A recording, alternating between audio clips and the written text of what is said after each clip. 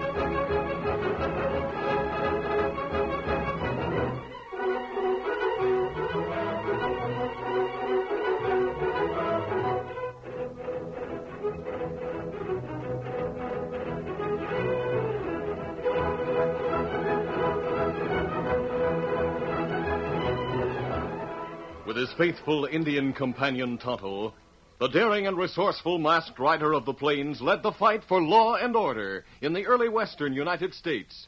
Nowhere in the pages of history can one find a greater champion of justice. Return with us now to those thrilling days of yesteryear. From out of the past come the thundering hoofbeats of the great horse Silver. The Lone Ranger rides again. Come on, Silver. Let's go, big fellow. Hi-yo, Silver! Hi!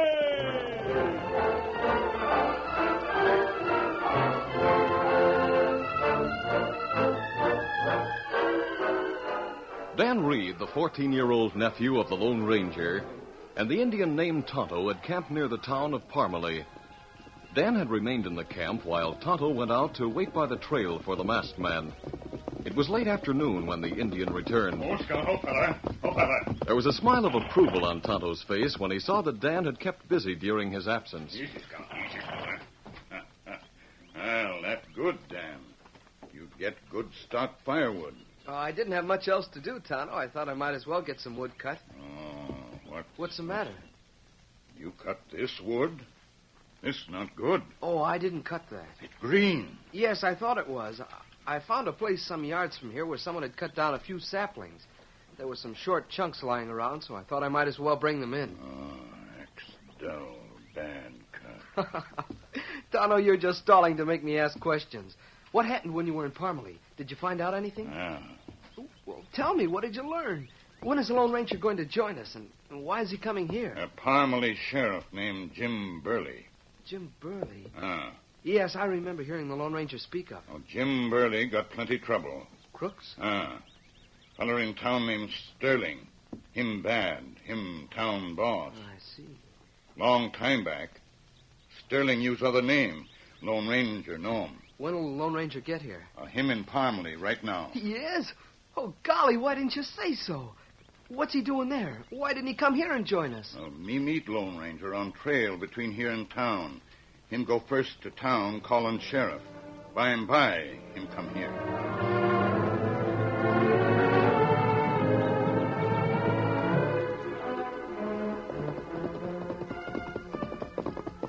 Oh, Silver. Oh, easy, steady, big fella. The Lone Ranger had dismounted in front of the small white cottage at the edge of town, the home of Sheriff Burley and his wife. In response to his rap, the door swung open. Yes? You're masked. Mrs. Burley, I'm one of your husband's friends. You're masked, and that's bad enough if anyone sees you here. I stopped at the sheriff's office, and it was locked. That's why I came here. I've got to see Jim Burley right away. Oh, my sakes. There's Gabby Garner looking this way. Hurry, step inside. Very well. Go right in. Let me watch him a minute. Oh, dear, worse all the time. Gabby's gone away on the run like he had something to tell. He probably saw the mask. Oh, where's Jim? He's not here. You'll have to go see Hank Yates, the deputy. No, Mrs. Burley. I must see the sheriff himself. I can't tell you. Mrs. Burley, I really need your confidence. I've got to convince you that I'm here to help your husband. I don't know if he's ever told you about a man who uses a silver bullet as a mark of identification. A silver bullet? Like this. Yes. Jim has a bullet like this. He's treasured it for years. I gave it to him. You're crying. I've been almost beside myself with worry. There was no one I could talk to, no one I could trust. Well, perhaps I can help. My husband disappeared a week ago. Disappeared? Yes, he went out, expecting to return with evidence that would expose him. The biggest crook in town. He didn't come back. He hoped to get evidence to expose a man named Sterling. You know? Yes. Oh, the way Sterling runs this town, he just about owns everyone heart and soul. He's all crook and a yard wide, but no one can jail him. He keeps the law on his side. Yes, stealing and robbing, dragging people into court of law for every little thing, bribing. He didn't bribe Jim. Jim Burley couldn't be bribed. I know he couldn't, but everyone says he was. What do you mean? Everyone thought Jim had already gotten evidence that would jail Rod Sterling. When Jim didn't come back, people started saying that Sterling had bribed him to stay away. Is there any basis for such a charge? The day after Jim left here, someone put $1,000 into the bank in Jim's name. Oh? The next day, a man came here saying Jim had sent him for some clothes and things that he needed. I packed Jim's things, never suspecting anything was wrong. Of course not. The man was seen leaving with Jim's bag, and that started talk. When it was found that Jim's personal things had all been cleaned out of his office, it looked even more suspicious. I see. Then it came out that Rod Sterling had drawn $10,000 from his bank account on the same day that $1,000 was deposited for Jim. Everyone claims Jim took a bribe of $9,000 cash and had $1,000 left in the bank for me to use. So they think Jim Burley was bribed to stay away. Yes. Oh, my sakes. There's a crowd coming here. It's Gabby Garner's work. Thanks for what you've told me. You've got to hurry before they get here. They'll likely think you're in cahoots with Jim. Mrs. Burley, I am in cahoots with Jim. There he is! Come on! Hurry! Get to your horse! Hey, you hold there! We want to talk to you!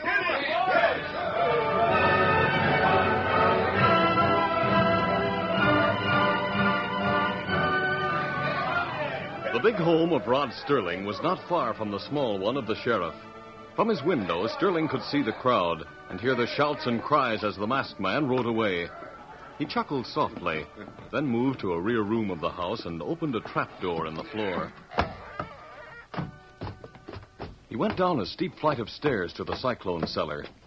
The yellow light of oil lamps revealed Jim Burley, the missing sheriff, tightly bound to a heavy chair. A lean, pale-faced man with shifty eyes was on guard. Well, dude, has the sheriff shown any sign of changing his mind? Not yet, Mr. Sterling. Sterling, you can keep me here from now till doomsday. But you won't get your hands on the evidence I got against you. I told him how everyone thinks he took a bribe and cleared out of town. That's a lie. People wouldn't turn on me like that. They would if they had cause enough.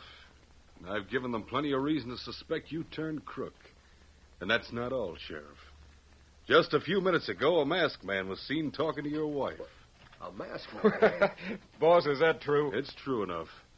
Everyone says the sheriff is thrown in with a masked outlaw. So he was talking to my wife, huh? Well, thanks for telling me. You seem pleased. I'll knock that smile off your face. All right, stop it, dude. No more of that. Sterling, there's evidence that you and your pals are wanted in St. Louis under different names. It's evidence that will jail you for a long time. I want that evidence, Burley. It's where you can't get it. I'll get it. Or I'll make sure it's never used against me. Oh, no, you won't. Burley, I'll find that evidence. If you didn't hide it, you turned it over to your deputy. Guess again, Sterling. Keep right on guessing. Maybe I ought to tell you something of my plans. You remember that I sent a man to your house to get some of your things? Well? He got your things, including your rifle, the one with your name on it. What about it? Your rifle is going to be a murder weapon, Sheriff. But you can prevent the murder. By giving you the evidence, eh? Yes. Hank Yates is the one that's slated to die. Why, you... You're the one who's going to be charged with killing him. If I could just get free. Yeah, let me see what time it is. Right now, Yates is eating supper in a restaurant. In about an hour, he'll be going home to that little place where he lives all alone. Just about an hour from now. Oh, you... And when he opens the door, it's your rifle that gets him. Listen, Sterling. Murdering Yates won't help you none. That bothers you, Sam. I swear on my oath he hasn't got the evidence. He can't touch you. You won't gain nothing by killing him. You can save his life, Burley, if you want to talk. Save his life by letting you crooks stay out of jail. By letting you go on robbing and cheating and swindling everyone in town. I stay within the law. Well, you didn't in St. Louis. You'd better consider the life of your deputy. You can save him if you'll talk. Hank Yates took the same oath I did. And he'd do the same thing I'm doing. He'd tell you and that dude with the slicked down hair and the pointed shoes to go to blazes.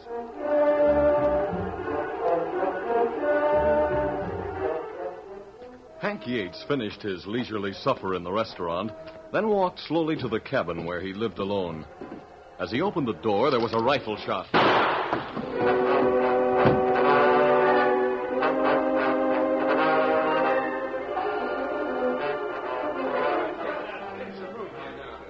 Poor Yates, he never had a chance. You think he'll pull through? I heard the shot. Anyone going for the dock? Oh, here he is now. Oh, let him get through there, boys. What's happened here? Doc, it's a good thing you're here. I happen to be nearby.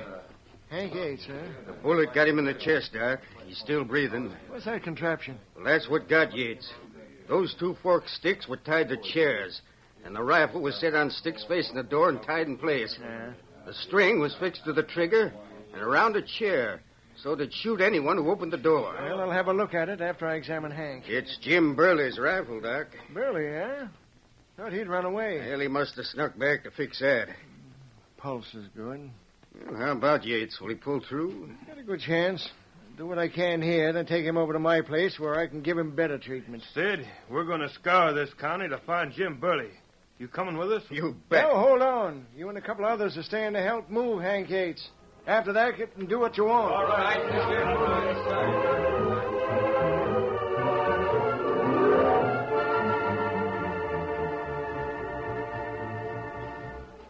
Hank Yates was well liked by everyone in town.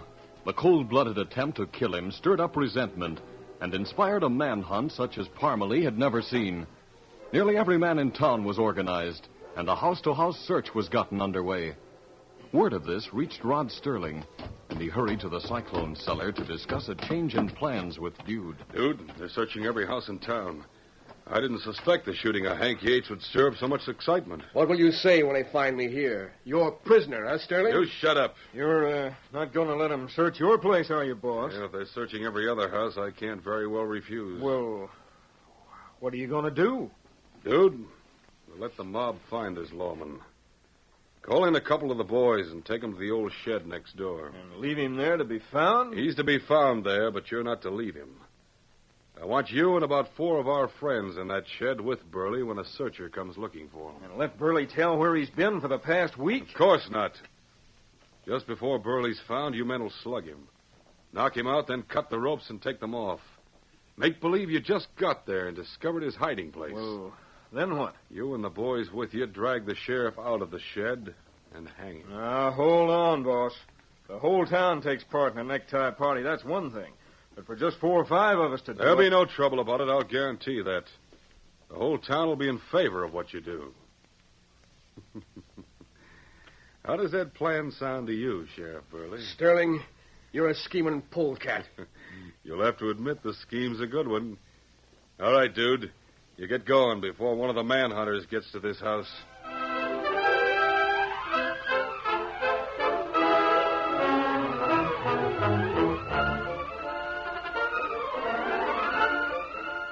The curtain falls on the first act of our Lone Ranger story.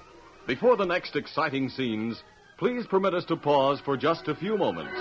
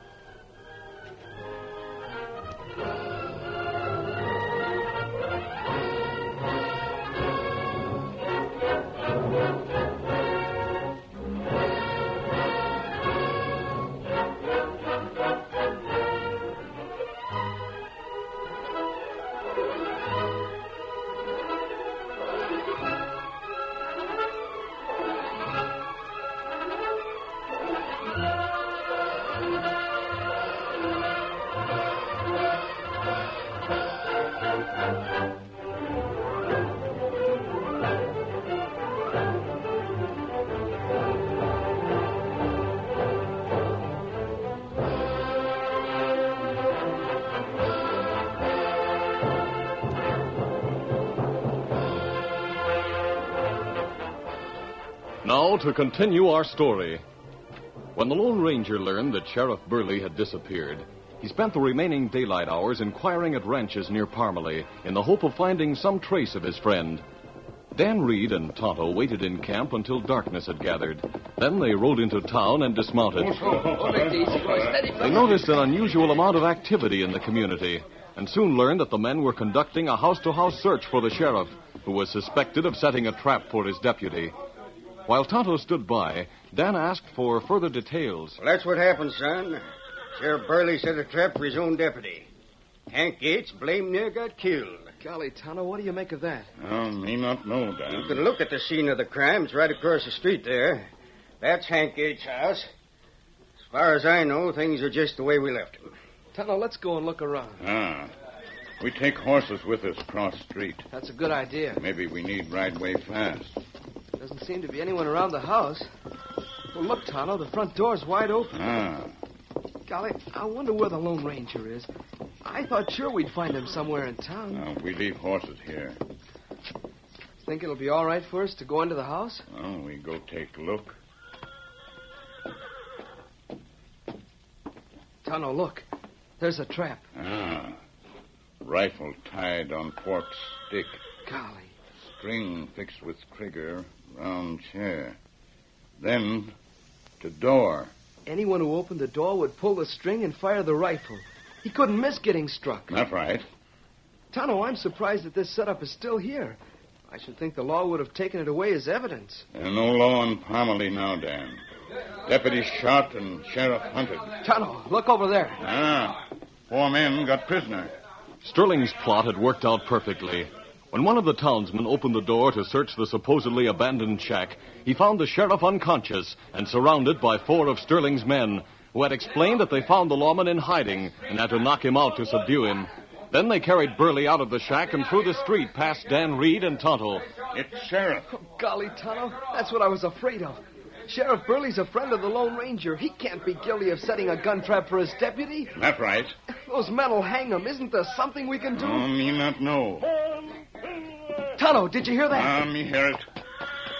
And look at Scout and Victor. They know Silver's nearby. There he comes, Tonto. Look. There he comes from the end of the street. Let that man go. He knows they have the sheriff. Him going, 4 men. He's going to stop them. Make way there. Release that man. Dan, you go back to camp. Wait there. But, Tonto, what are you going to do? Me go help Lone Ranger. You go. Get him up, Scout.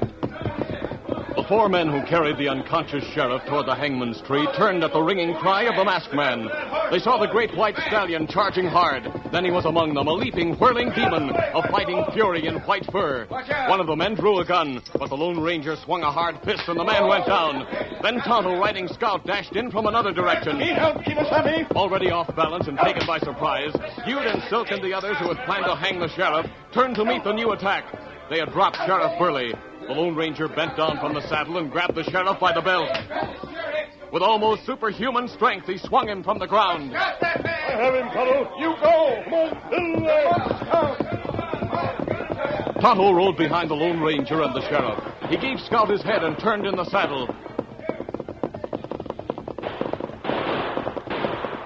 He fired several warning shots that hit the ground close to men who sought to bring their guns to bear.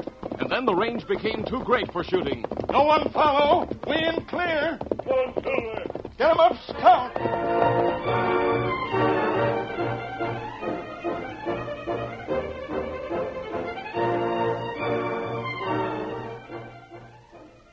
In camp, while Tonto bathed the wounds and bruises the lawman had sustained, the Lone Ranger told what he had learned in Parmalee and at the ranches surrounding the community. And you see, because of those well-made plans, everyone thought the sheriff took a bribe to disappear and then came back to set a trap for his deputy. But golly, didn't anyone stop to wonder why the sheriff would set a trap for his own deputy? Those men didn't stop to reason, Dan. They would realize that Sheriff Burley wouldn't set a trap and use his own rifle with his own name on it. Did you see that trap? No, I was out of town when Yates got hit. Anyone with half an eye could tell that Sheriff Burley hadn't fixed that trap. How's that? Well, the sheriff's been in this country for a long time. He knows how to use an axe and a knife. The wood that was used to hold the rifle was fixed by a tenderfoot. It was? Oh, sure. And it must have been cut with a mighty dull axe. The wood looked almost as if it had been chewed. It was just like the saplings I found today. Saplings? Oh, yes, sir. There's a place right near here, just a few yards away, where some tenderfoot would... Golly! I'll bet that's where the forked sticks came from. It's the same kind of wood. Dan, do you mean to say that the wood for the rifle trap came from nearby? Well, right over there. Bring a torch from the fire and show me that place. This ground holds footprints.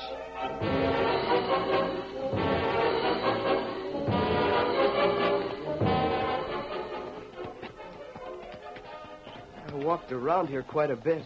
Maybe I've spoiled any footprints there were. Oh, wait, don't move. Huh? Right there, Dan. There's a footprint you didn't make. Sure enough. Small shoes with low, wide heels and pointed toes. The shoes of an Easterner. Me know who wears shoes like that. Toto, what about the sheriff? Won't him begin to stir. Him get conscious plenty soon. Good. You said you knew a man who wore shoes with pointed toes. Ah.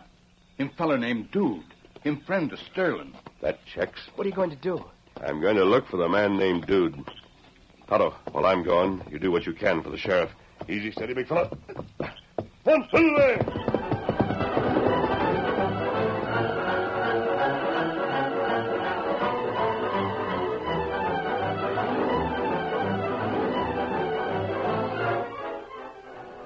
Rod Sterling was in his home with two of his henchmen, Dude and Silk.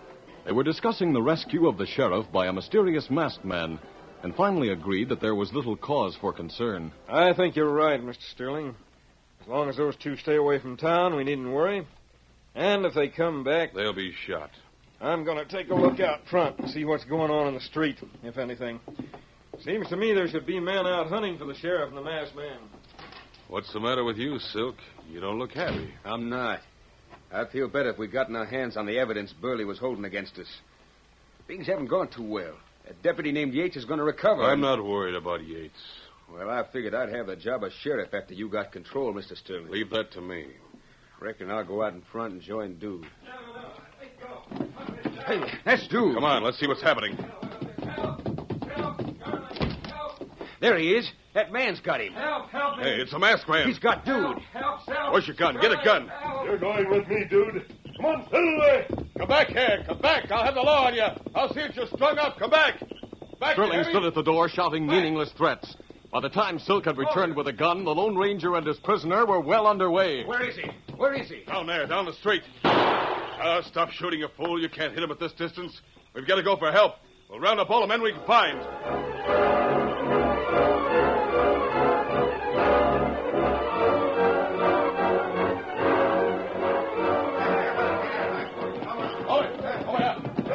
Men in the cafes on both sides of the street rushed out as Sterling and Silk sounded the alarm. It's a masked man. He's captured Dude. He's in cahoots with the crooked sheriff. He's the one who took the sheriff away from us. Get your horse. We'll go after him. Come on, boys.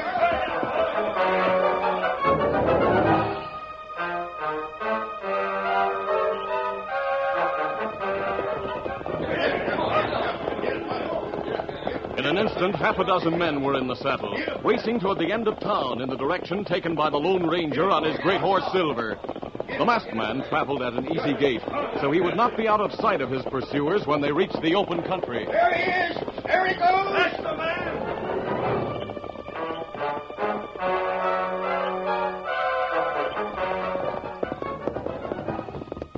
The Lone Ranger kept within sight of the townsmen across the open country to the woods.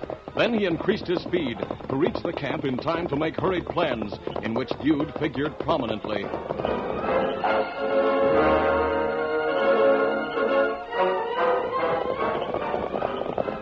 The pursuers soon came within view of the campfire.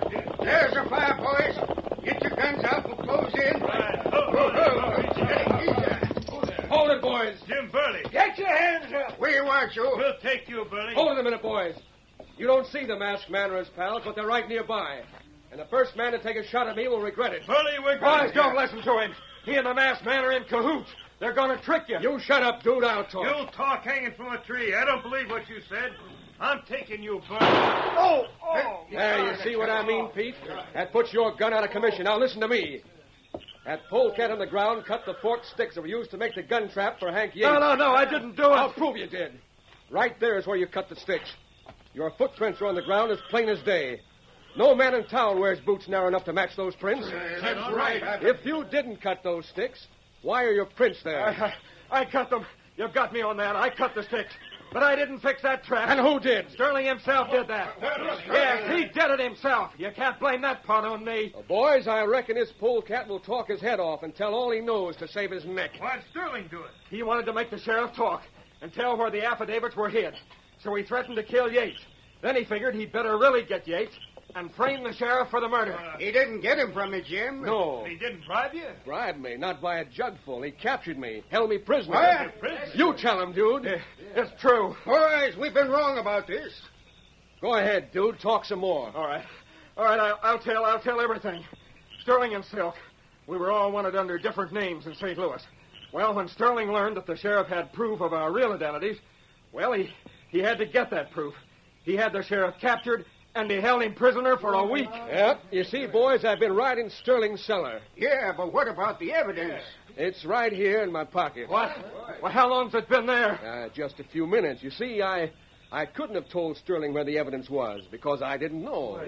All I knew was it was to be delivered to me by a masked man. That's no good, masked man. No, dude. That's no way to speak of the Lone Ranger.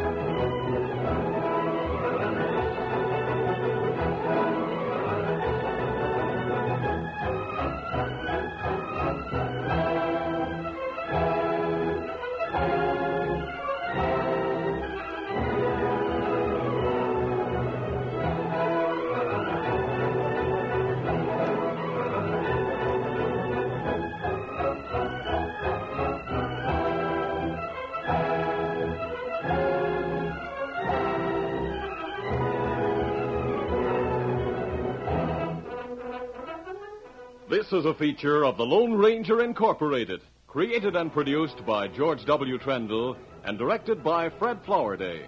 Tonight's story was written by Fran Stryker. The part of the Lone Ranger is played by Brace Beamer.